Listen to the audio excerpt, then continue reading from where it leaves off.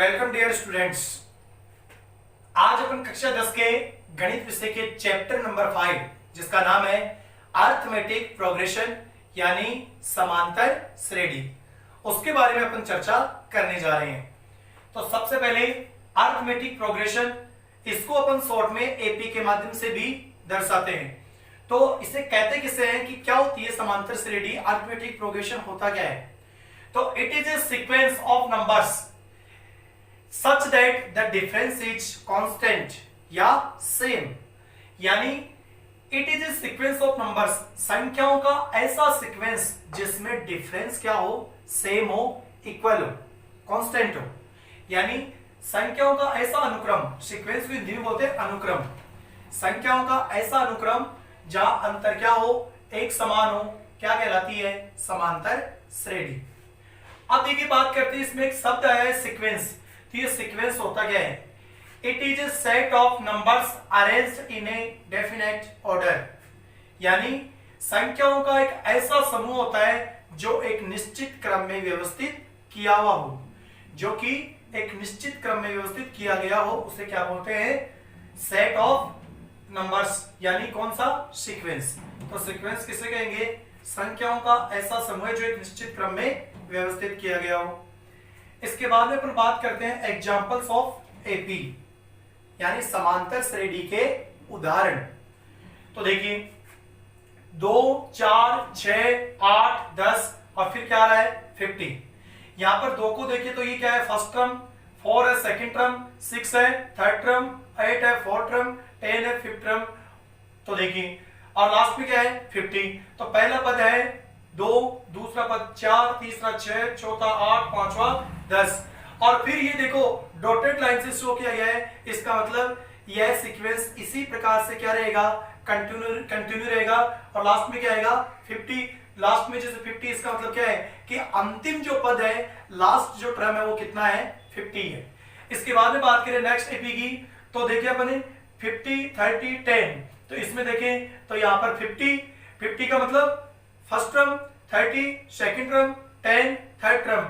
अब देखो दोनों एग्जांपलों में एक चीज देखो, इसमें दोनों पदों की बात करें, स्टार्टिंग के दो पदों की, तो डिफरेंस कितना है? 2 है। अगले दो पदों की बात करें 4 और 6 की, तो डिफरेंस कितना है? 2 है। अगले दो पदों 6 और 8 की बात करें तो डिफरेंस कितना है? 2 है। 8 और 10 के बीच में डिफरेंस कितना है? 2 है। यानी डिफरेंस क्या चल रहा है? इक्वल चल रहा है। तो ये निश्चित रूप से क्या है? एक एपी है। यहाँ पे बात करें तो यहाँ पर डिफरेंस क्या होता है? डिफरेंस इन दोनों पदों में होता है कितना? माइनस का 20, क्योंकि अगले पद में से पूर्व पद घटा करके, यानी नेक्स्ट टर्म में से प्रीवियस टर्म घटा करके अपने को क्या ज्ञात करना होता है? इसका जो अंतर होता है वो अंतर ज्ञात करना होता है। इस अंतर को एक विशेष नाम के द्वारा भी इंगित करते हैं, आगे अपने इसकी चर्चा करेंगे।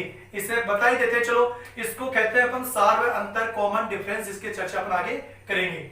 अब देखो अगले दो में 10 और 30, इसमें भी कितना अंतर है? -20 का, लेकिन इसमें कोई लास्ट टर्म नहीं है। अब देखिए 3, 3, 3, 3, यानी सारे पद क्या है? समान है, इक्वल है। तो यहां अपन देखें तो 3 - 3 क्या आएगा? 0। फिर 3 - 3 क्या आएगा? 0। फिर 3 - 3 क्या आएगा? 0। यानी यहां पर जो सार्व अंतर है, कॉमन डिफरेंस, वो कितना है? 0 है। तो यहां पर देखो ये समांतर श्रेणी के क्या थे? उदाहरण थे। अब बात आती है टाइप्स ऑफ एपी, समांतर श्रेणी के प्रकार। अगर अपन बात करें समांतर श्रेणी के प्रकारों की, तो समांतर श्रेणी के दो प्रकार होते हैं। एक होता है परिमित समांतर श्रेणी और एक होती है अपरिमित समांतर श्रेणी, यानी फाइनाइट एपी, और दूसरी होती है इनफाइनाइट एपी। बात करें अपन फाइनाइट एपी की, तो देखिए द एपी, फाइनाइट एपी किसे कहेंगे? The AP has limited terms called finite AP, यानी ऐसी AP जिसमें टर्म्स क्या हो? लिमिटेड हो, फिक्स हो। यानी कहने का मतलब दूसरे शब्दों में ये कह सकते हैं कि ऐसी समांतर श्रेणी जिसमें पदों की संख्या क्या हो? सीमित हो, फिक्स हो, यानी उसमें अंतिम पद दिया हुआ हो, क्या कहलाएगी? परिमित या फाइनाइट एपी। इसके विपरीत यदि अपन बात करें किसकी? इनफाइनाइट एपी की, तो क्या होगा? The AP has unlimited terms, the AP has unlimited terms, यानी एपी जो कि रखे क्या? अनलिमिटेड टर्म्स, यानी असीमित अनलिमिटेड टर्म्स, असीमित पद, कॉल्ड इनफाइनाइट एपी, उसे क्या कहते हैं? अपरिमित एपी कहते हैं। तो देखिए ऐसे समांतर श्रेणी जिसमें असीमित पद हो, यानी कि अनलिमिटेड, पता ही नहीं कितने, बहुत सारे, अनंत, अनलिमिटेड क्या हो? टर्म्स हो, या फिर ये कहें कि उसमें ऐसी एपी जिसमें अंतिम पद क्या हो? जिसमें अंतिम पद दिया हुआ नहीं हो। लिमिटेड में क्या था? फाइनाइट एपी में अंतिम पद दिया हुआ था, जबकि अपरिमित में क्या होगा? अंतिम पद दिया हुआ नहीं होगा, उससे अपन क्या बोलेंगे? अपरिमित एपी।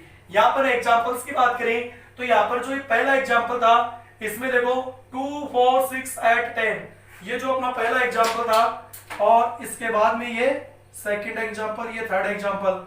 तो पहले एग्जांपल में देखें तो लास्ट टर्म क्या दे रखा था? 50। इसका मतलब ये क्या है? एक लिमिटेड टर्म्स की एपी है, यानी फाइनाइट एपी, परिमित एपी है, क्योंकि इसमें अंतिम पद दिया हुआ है। लेकिन अगली दोनों एग्जांपल देखें तो अगली दोनों जो एपी है यानी समांतर श्रेणियां हैं, उसमें अपन देखें तो अंतिम पद क्या है? दिया हुआ नहीं है। तो ये अनलिमिटेड यानी कि अपरिमित एपी है। तो ये थे परिमित और अपरिमित एपी के उदाहरण। आगे चर्चा करते हैं अपन समांतर श्रेणी के व्यापक रूप की। ये समांतर श्रेणी का व्यापक रूप होता है। इसमें क्या होता है? समांतर श्रेणी के व्यापक रूप में जो पद आ रहे हैं वो समांतर श्रेणी के पदों की संख्या को ही दर्शाते हैं। जैसे इसको अपन बोल सकते हैं A1, इसको बोलेंगे अपन A2, इसको बोलेंगे अपन A3, और इसको बोलेंगे अपन A4, इसको बोलेंगे अपन A5, और इस प्रकार ये कौन सा टर्म होगा? ये nवां टर्म होगा। यानी n क्या है यहाँ पर? नेचुरल नंबर 1 2 3 इन्फिनिटिव कुछ भी हो सकता है, जो भी टर्म आपको फाइंड करना हो। तो फर्स्ट, सेकंड, थर्ड, फोर्थ, इस प्रकार से ये अपने क्या है? टर्म्स की संख्या है। अब इसमें क्या होता है कि ये पहले पद को, ये दूसरे पद को, ये तीसरे को, चौथे को, इस प्रकार से ये शो करती है, और लास्ट में क्या हो जाता है? a + n - 1 × d, यानी जो भी पद आपको ज्ञात करना है वो n की जगह उतना नंबर रख करके आप इसको फाइंड कर सकते हैं। इसकी चर्चा करेंगे अपन आगे। तो देखिए फिलहाल अब इसको अपन समझते हैं किसी एग्जाम्पल के माध्यम से। तो देखिए मान लीजिए आपके पास a = 4 है और d = आपके पास 2 है। a = 4 है, d = 2 है। अब बस 3d, तो a4 = a की वैल्यू 4 प्लस 3 × d की वैल्यू 2, तो a4 = कितना हो जाएगा? 4 + 6, a4 = 10। तो हमने एपी का फर्स्ट, सेकंड और थर्ड और फोर्थ टर्म फाइंड कर लिया। अब देखिए यहां पर अपने पास एपी क्या बनेगी? यहां अपने पास एपी बनेगी 4 first term, 6 second term, 8 third term और 10 फोर्थ टर्म। इस प्रकार से ये एक एपी बन गई। अब बात करते हैं इस एपी में जो प्रेजेंट है क्या? कॉमन डिफरेंस, सार्वय अंतर की। तो देखिए अब बात करते हैं, अपने पास एपी है, ये एपी अपने पास है क्या? 4 6 8 10, ये एपी है अपने पास। बात करते हैं, देखो इन दोनों टर्म्स के फर्स्ट और सेकंड के बीच जो डिफरेंस है वो कितना है? 2 है। कितना है? 2। अगले दो टर्म के बीच में डिफरेंस कितना है? 2। अगले दोनों टर्म के बीच में डिफरेंस कितना है? 2। तो देखिए अपन निकालते हैं सबसे पहले d = ये क्या हो जाएगा? a1, ये a2, ये a3, ये a4। तो क्या हो जाएगा? a2 - a1, तो d = क्या हो जाएगा? 6 - 4, d = 2। फिर अपन निकालें नेक्स्ट वापस से d = तो a3 - a2, तो a3 - a2, तो d = क्या हो जाएगा?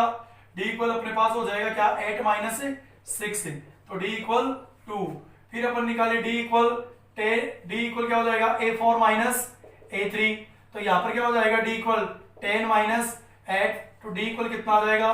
2। तो यहां पर अपन देखें तो कॉमन डिफरेंस यदि किसी एपी में क्या है? इक्वल है, कि एपी के जो टर्म्स है, एपी के जो पद हैं, उनमें यदि कॉमन डिफरेंस क्या आ रहा है? इक्वल आ रहा है, तब तो क्या होगा? इसको अपन समांतर श्रेणी कह पाएंगे। और यदि कॉमन डिफरेंस समान नहीं है, इक्वल नहीं है, तो अपन उसे फिर समांतर श्रेणी नहीं कह सकते। तो ये था अपना कॉमन डिफरेंस। अब देखो एक अच्छी और इंपॉर्टेंट बात यह है कि जो कॉमन डिफरेंस होता है, कॉमन डिफरेंस प्लस का भी हो सकता है, माइनस का भी हो सकता है, जीरो भी हो सकता है। यानी जो कॉमन डिफरेंस है उसके बारे में कुछ फैक्ट है, तो ये आपको ध्यान में रखने हैं। देखिए कॉमन डिफरेंस यानी जो कॉमन डिफरेंस है डी, ये पॉजिटिव भी हो सकता है, नेगेटिव भी हो सकता है और जीरो भी हो सकता है। यानी कहने का मतलब ये धनात्मक भी हो सकता है यानी प्लस का, ऋणात्मक भी हो सकता है यानी माइनस का, और ये शून्य भी हो सकता है। ये सब चीजें मैं किसके लिए बता रहा हूं? सार व अंतर के लिए। जो इक्वल डिफरेंस होता है, समान अंतर होता है समांतर श्रेणी के पदों में, उस समान अंतर, सार अंतर की बात कर रहे हैं, वो कैसा हो सकता है? पॉजिटिव भी हो सकता है, नेगेटिव भी हो सकता है, जीरो भी हो सकता है। चर्चा जारी रखेंगे अपन आगे की। धन्यवाद।